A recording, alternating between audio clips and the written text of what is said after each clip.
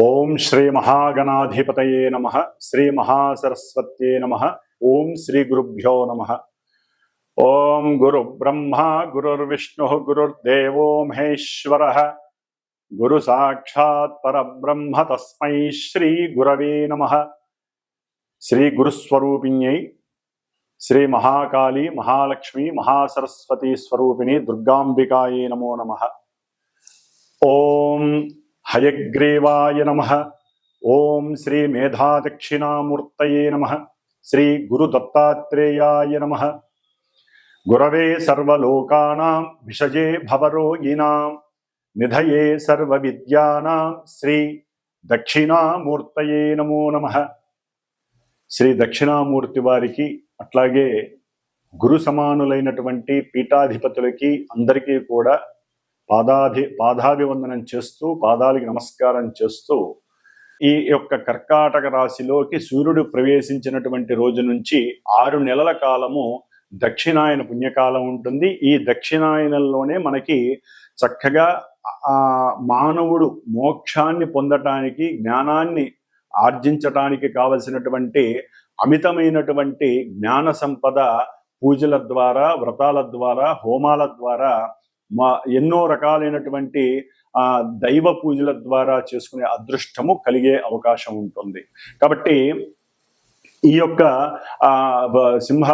కర్కాటక రాశిలో ఉన్నటువంటి సూర్యుడు ప్రవేశించిన తర్వాత 6 నెలల కాలము కూడా చక్కగా మానవులందరూ కూడా మనకు వచ్చేటటువంటి గణపతి నవరాత్రుల దగ్గర నుంచి అన్నీ కూడా దైవానికి సంబంధించినటువంటి కార్యక్రమాలు. ఎందుకంటే ఇక్కడ వర్షాకాలము శీతాకాలం అనేది మానవుని యొక్క ఆరోగ్యం పైన ప్రభావం చూపిస్తుంది. కాబట్టి దైవానికి సంబంధించినటువంటి ఆరాధనలు స్తోత్ర పారాయణలు అర్చనలు చేయటం ద్వారా చక్కటి ఆరోగ్యము మనఃప్రశాంతత కార్యసిద్ధి కలిగి జ్ఞానానికి మోక్షానికి కూడా కలగడానికి అవకాశం ఉంటుంది.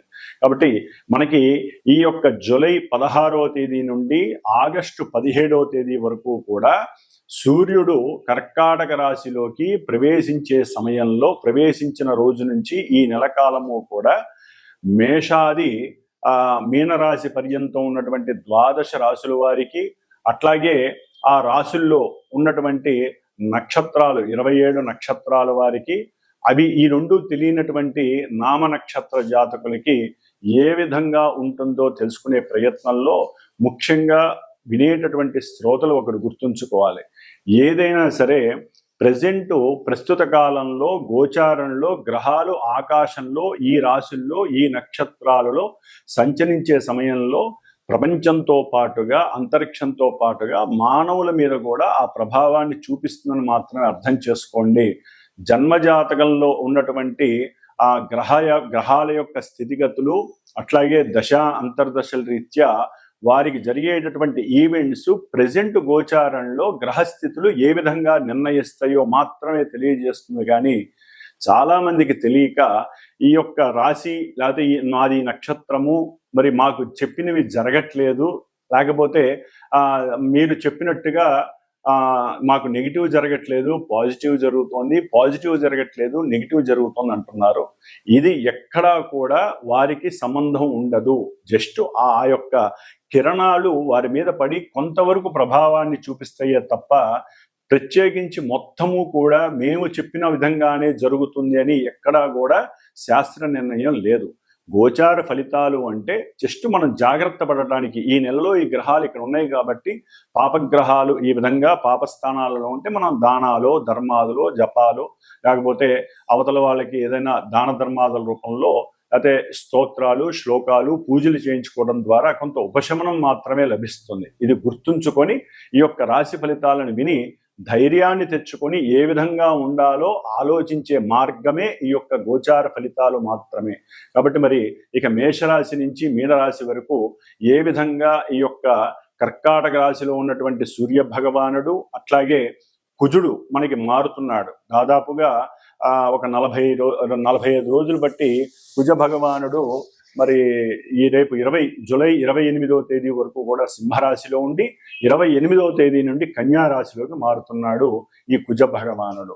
అట్లాగే మనకి బుధుడు, ఈ యొక్క బుధుడు మనకి జూలై 18వ తేదీన ఉన్నటువంటి ఆశ్లేష నక్షత్రంలో ఉండి కర్కాటక రాశిలో వక్రత్వం చెందుతున్నాడు దాదాపుగా ఆగస్టు 11వ తేదీ వరకు కూడా.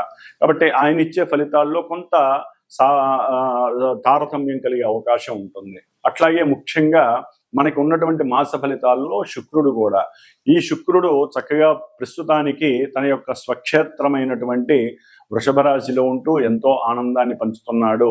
ఈ నెల అంటే జూలై 26వ తేదీ నుండి ఆగస్టు 21వ తేదీ వరకు కూడా మిత్రక్షేత్రమైనటువంటి మిథున రాశిలోకి మారతాడు.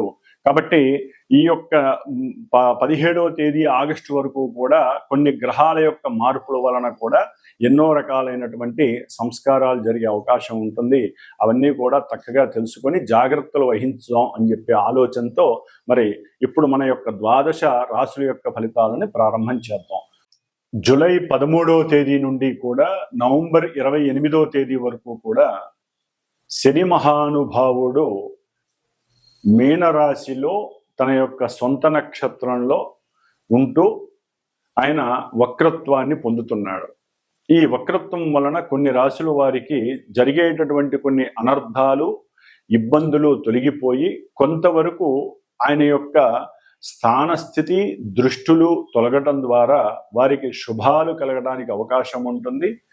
శుభాలు కలుగుతున్న కొన్ని రాశుల వారికి ఆయన యొక్క వక్ర దృష్టి, వక్రగ్రహ స్థితి వలన కొన్ని ఇబ్బందులు కలగడానికి కూడా ఆస్కారాలు ఉండే అవకాశాలు ఉన్నాయి. కాబట్టి జూలై 13వ తేదీ నుండి శనిగ్రహ వక్రత్వం, పాపగ్రహ వక్రత్వం కొంత అటు ప్రపంచానికి అట్లాగే కొంతమంది రాశులకి కూడా కొన్ని ఇబ్బందులని, విపత్తులని, అనర్థాలని కలుగజేయడానికి అవకాశాలు ఉన్నాయి.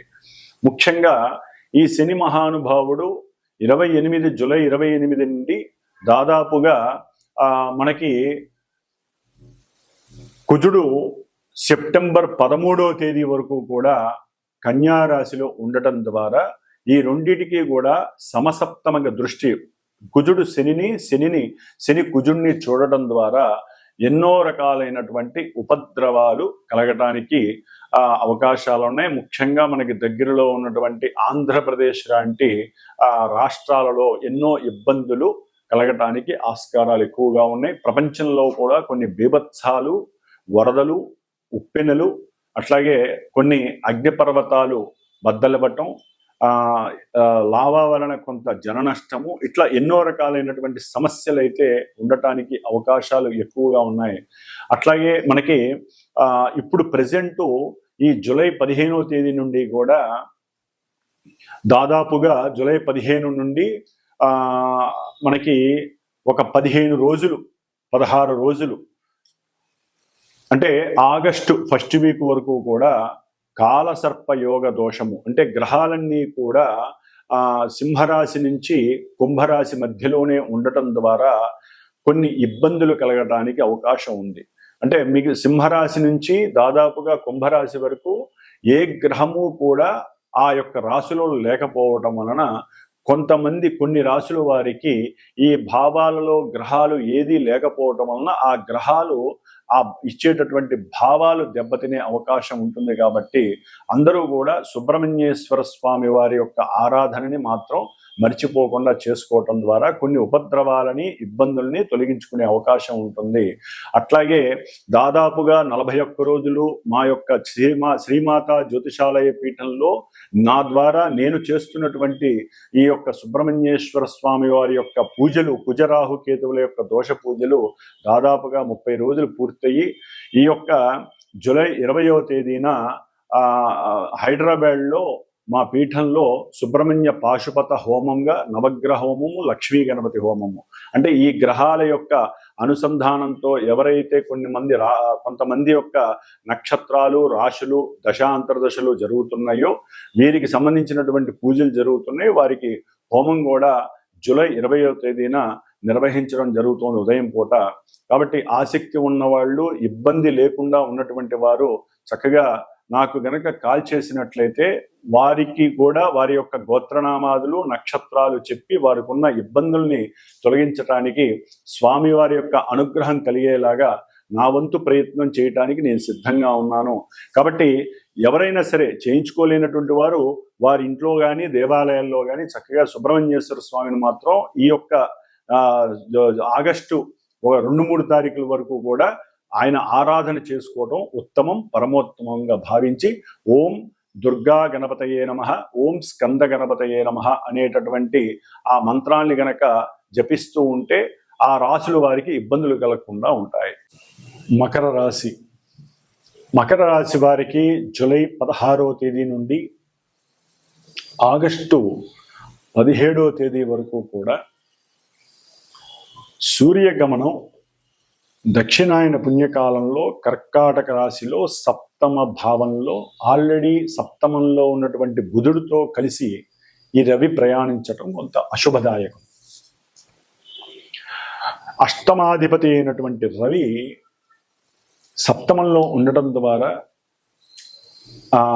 ఆకస్మికంగా కలహాలు ఏర్పడే అవకాశం ఉంటుంది. ముఖ్యంగా బుధుడితో కలిసి ఉన్నటువంటి రవికి జ్ఞాతులు అంటే ఎవరైనా ఉద్యోగంలో ఉన్నారు, ఉద్యోగంలో వారికన్నా పై స్థానంలో ఉన్న వారితో ఆకస్మికంగా సమస్యల పర్వం అవుతుంది. వాళ్ళ నోరు జారటం, లేకపోతే వారు చేసే ఆఫీస్లో స్థానాల్లో వాళ్ళు కూర్చున్నటువంటి సీట్లు కావచ్చు, వాళ్ళకి సపోర్ట్ చేసేటటువంటి వెహికల్స్, కొంతమంది గవర్నమెంట్ జాబ్స్లో వెహికల్స్ ఇస్తారు. ఆ వెహికల్స్కి సంబంధించినటువంటి పెట్రోలు డీజిల్ పోయిస్తూ ఉంటారు కదా, దానికి సంబంధించినటువంటి ఆర్థిక లావాదేవీల విషయాలలో ఎక్కడో కూడికలో లోపం రావటం, దాని ద్వారా పెద్దవాళ్ళు వీళ్ళని ప్రశ్నించటం, వీరు దానికి సమాధానం చెప్పకపోగా మకర రాశి వారు పోట్లాటకి దిగటం, దానివల్ల సౌఖ్యహీనత్వం ద్వారా గొడవలే అవకాశం ఉంటుంది. సంఘంలో కీర్తి ప్రతిష్టలు దెబ్బతింటే దాని ద్వారా. కాబట్టి ఇక్కడ కంట్రోల్ చేసుకోండి.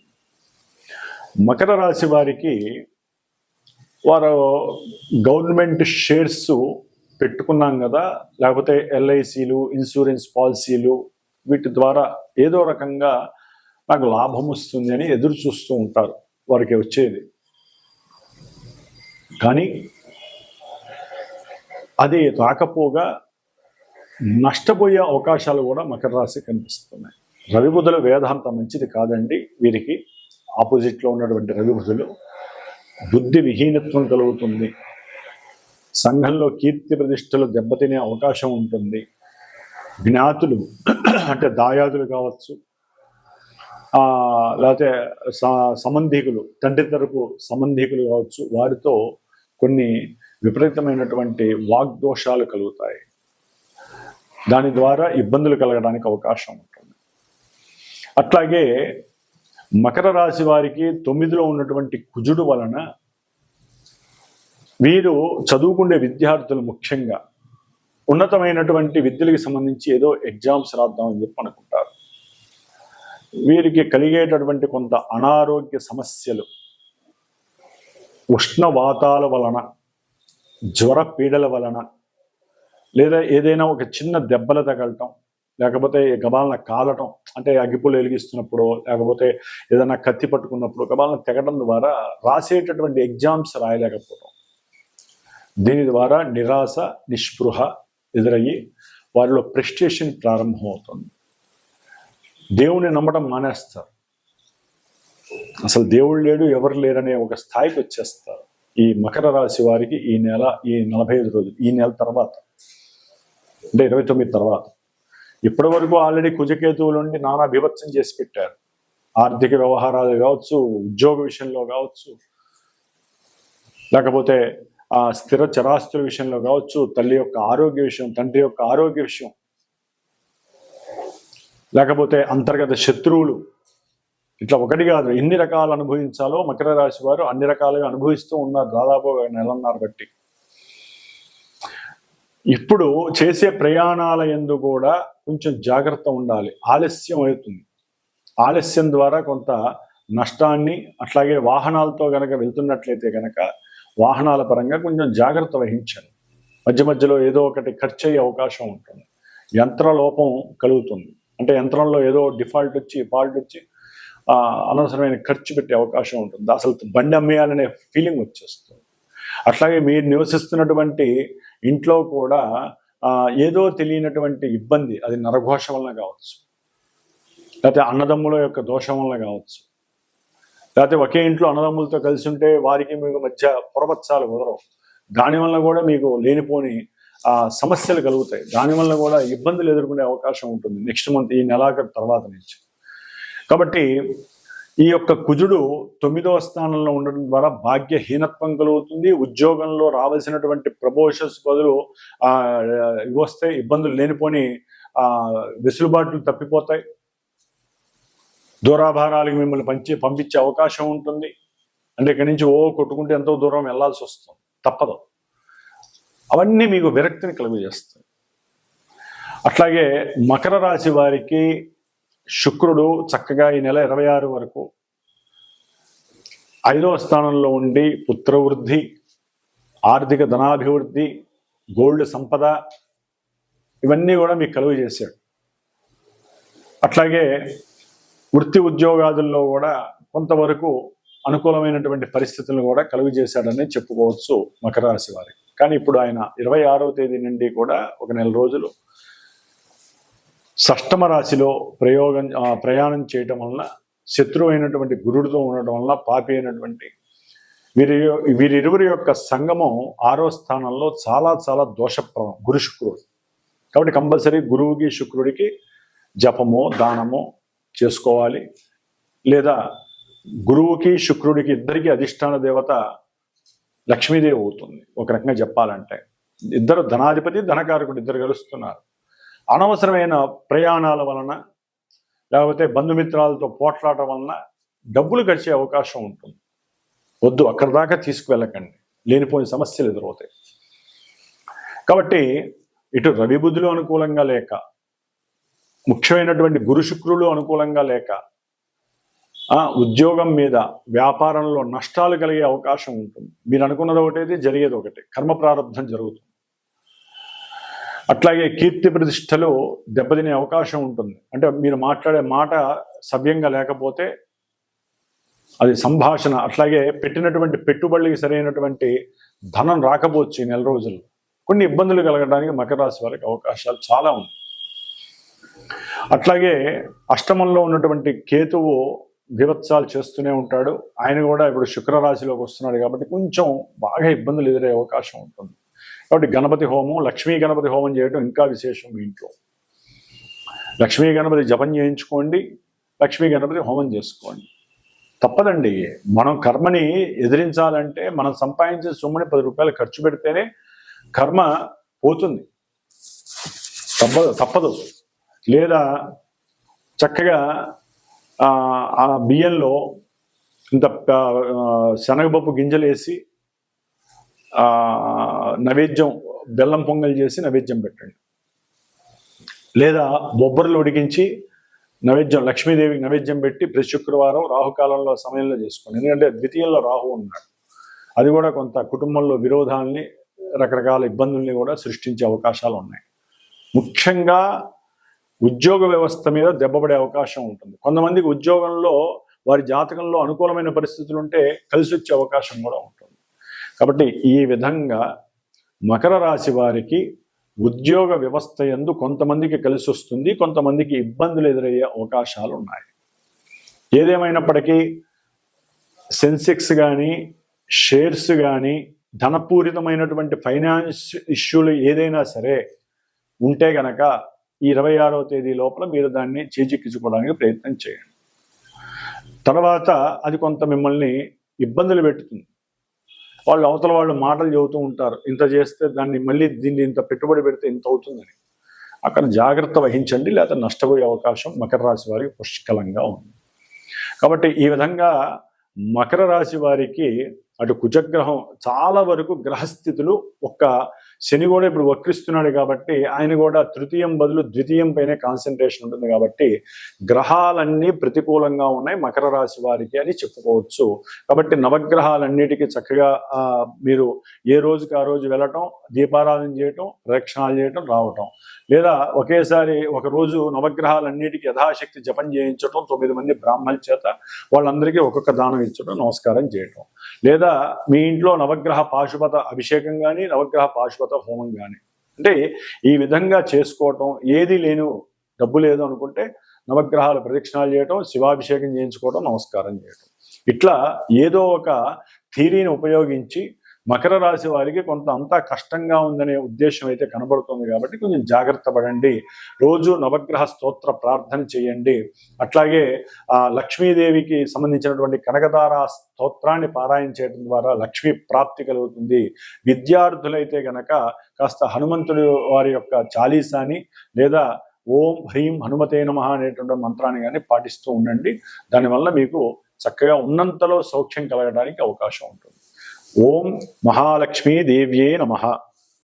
పూర్వము ఒక 30 days ముందు మనం చెప్పుకున్నటువంటి కొన్ని రాసుల వారు, అనగా మేషము, అట్లాగే వృషభము, కర్కాటకము, సింహము, కన్య, వృశ్చికము, మకరము, కుంభము, ఈ రాసుల వారు, అట్లాగే కుజమహర్దశ, కేతు రాహు అంతర్దశలు మహర్దశలు జరుగుతున్నవాడు, కుజ నక్షత్రాలైనటువంటి మృగశిర, అట్లాగే మృగశిర, చిత్త, ధనిష్ట నక్షత్ర జాతకులు, ఆరుద్ర, స్వాతి, శతభిష రాహుగ్రహ నక్షత్ర జాతకులు, అశ్విని, మఖ, మూల కేతు నక్షత్ర జాతకులు, వీరందరికీ కూడా కుజ రాహు కేతువుల యొక్క సంయోగము సమ్మేళనం వలన కాలసర్ప యోగ దోషాలు,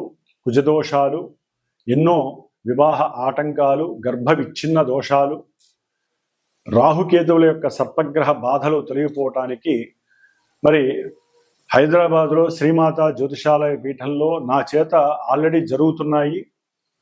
ఈ గ్రహాలకి జపములు, సర్ప సూక్త జపము, అట్లాగే స్వామివారు సుబ్రహ్మణ్య క్షేత్ర దర్శనాలు కూడా అయిపోయినాయి. 6 క్షేత్ర దర్శనాలు. ఇప్పుడు ఈ నెల జూలై 20వ తేదీన కృత్తికా నక్షత్రము ఆదివారం రోజున హైదరాబాద్లో చివరగా శాంత్యర్థమై సుబ్రహ్మణ్య పాశుపత హోమం జరుగుతోంది.